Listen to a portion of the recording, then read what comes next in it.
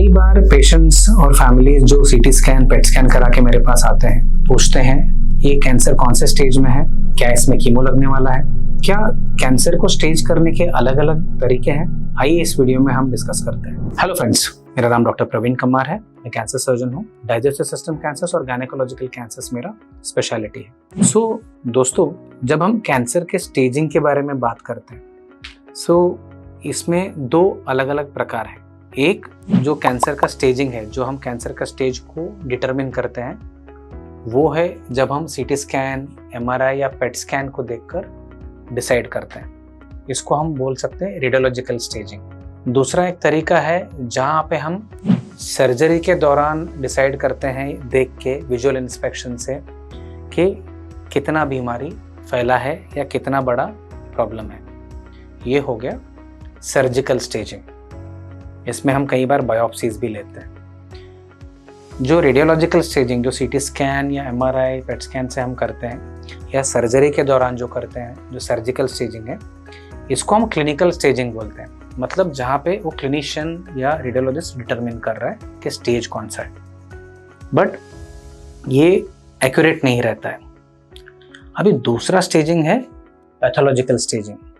Pathological staging में suppose जो मैंने क्यूरेटिव सर्जरी के लिए ऑर्गन निकाला हुआ है, या जैसे ब्रेस्ट का सर्जरी किया है, ओरल कैविटी का लिए मतलब हमने जबड़े का हिस्सा निकाल के भेजा है, पैथोलॉजिस्ट क्या करता है, इसको अलग अलग सेक्शन बना के माइक्रोस्कोप में चेक करता है कि कैंसर के सेल्स कितने डीप और कितने वाइड फैले, क्योंकि ये ऑब्जेक्टिवली एसेस हो रहा है कि कैंसर के सेल्स दिख रहे हैं नहीं दिख रहे हैं। पैथोलॉजिकल स्टेजिंग इसीलिए क्लिनिकल स्टेजिंग से ज़्यादा एक्यूरेट रहता है।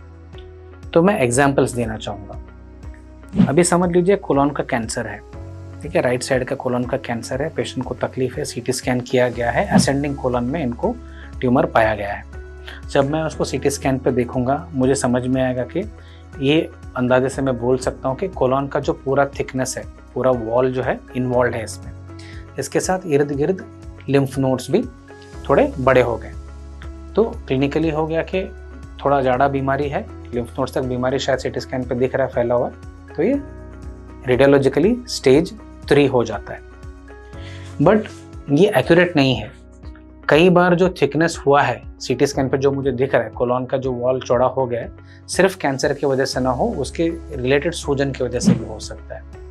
और इसी सूजन के चक्कर में हो सकता है कई बार लिम्फ नोड भी बड़ा हो जाए और शायद उसमें बीमारी ना रहे। सो जब ये हम राइट कोलोन को निकाल के पैथोलॉजिस्ट के पास भेजते हैं, पैथोलॉजिस्ट ये सब एरिया से मल्टीपल सेक्शंस लेते हैं, उनके ब्लॉक्स बनाते हैं, स्लाइड्स बनाते हैं, सारे ये प्रॉब्लमेटिक एरियाज को माइक्रोस्कोप में असेस करते हैं। तब ये बताते हैं कि ये कोलोन के वॉल में कितना डीप गया है और ये लिम्फ नोड्स तक गया है कि नहीं गया और कितने लिम्फ नोड्स तक फैला है।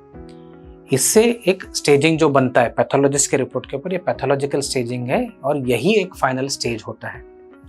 इसके कंपैरिजन में जब हम सीटी स्कैन को कंपेयर करते हैं, इसका एक्यूरेसी सिर्फ 60 to 70% होता है, जब पैथोलॉजिस्ट का आप 100% बोल सकते हो। सो आपका जो फाइनल जो ट्रीटमेंट का प्लान होता है कि आपको कीमो लगने वाला है नहीं लगने वाला है, वो पैथोलॉजिस्ट का जो रिपोर्ट है उसके स्टेजिंग या पैथोलॉजिकल स्टेजिंग के ऊपर निर्भर करता है। तो इसीलिए कोई क्लिनिशियन आपको शुरुआत में सिर्फ सीटी स्कैन देख के ये नहीं बताएगा कि आपको कीमोथेरेपी लगने वाला है या नहीं लगने वाला है, मेजॉरिटी ऑफ द केसेस में। ठीक ऐसा ही एक और सिनेरियो में दूंगा जहां स्टमक के कैंसर की बात चलती है। स्टमक का कैंसर है, पेट स्कैन है, सीटी स्कैन पे लोकलाइज लग रहा है, उसी ऑर्गन तक सीमित है लग रहा है, कहीं पे फैला हुआ ही नहीं लग रहा है। बट ये जो हो गया रेडियोलॉजिकल स्टेजिंग, जहाँ पे हम बोल सकते हैं कि स्टेज 2 में है या शायद अर्ली स्टेज 3 में है। ये सब केसेस में कई बार हम स्टेजिंग लैप्रोस्कोपी करते हैं, जहाँ पे हम पेट के अंदर लैप्रोस्कोप डाल के एग्जामिन करते हैं। क्यों? क्योंकि स्टमक के कैंसर में पेरिटोनियम में मेटास्टेसिस होने का रिस्क रहता है, जो सीटी स्कैन पकड़ नहीं पाता है। अगर हमें ये दिख रहा है लैप्रोस्कोपी में, हम इसको क्या करते हैं, हम इसका बायोप्सी लेते हैं और बायोप्सी में पैथोलॉजिस्ट ये जो सैंपल लिया हुआ इसको चेक करके बताएगा कि ये डाउटफुल एरियाज में बीमारी, कैंसर डिपॉजिट है या नहीं है। तो अगर कैंसर डिपॉजिट निकलता है इसमें पेरिटोनियम में, तो जो स्टेज 2 या स्टेज 3 हमें लग रहा था सीटी स्कैन या पेट स्कैन पे, स्टेज 4 बन जाता है। और ये जो पैथोलॉजिस्ट का जो स्टेजिंग है, पैथोलॉजिकल स्टेजिंग, ये क्लिनिकल स्टेजिंग से ज़्यादा एक्यूरेट रहता है। तो हमको वो स्टेज मान के इनका डिसीजन ट्रीटमेंट के लेने पड़ते हैं और रिजल्ट्स भी पैथोलॉजिकल स्टेजिंग के हिसाब से ही आते हैं। तो एक हो गया दूसरा एग्जाम्पल। तीसरा एग्जाम्पल मैं दूंगा ओवेरियन कैंसर का, जहाँ पे हमको रेडियोलॉजिकली मतलब सीटी स्कैन और पेट स्कैन पे भी लग रहा है कि बीमारी ओवरी तक ही सीमित है। और हम जब ऑपरेशन करने जाते हैं, सर्जिकल असेसमेंट के टाइम पे हमें लगता है कि सिर्फ ओवरी तक ही सीमित है, but majority of the cases में हमें कंप्लीट सर्जिकल स्टेजिंग करना पड़ता है, जहाँ पे हम सिर्फ ओवरी नहीं, गर्भकोश को, अपोजिट ओवरी को भी निकाल रहे हैं, हम पेरिटोनियल लवाज का सैम्पलिंग भी ले रहे हैं, ओमेंटम भी निकाल रहे हैं और पेट के ऊपरी हिस्से के पेरिटोनियम से भी सैंपल निकाल रहे हैं। क्यों?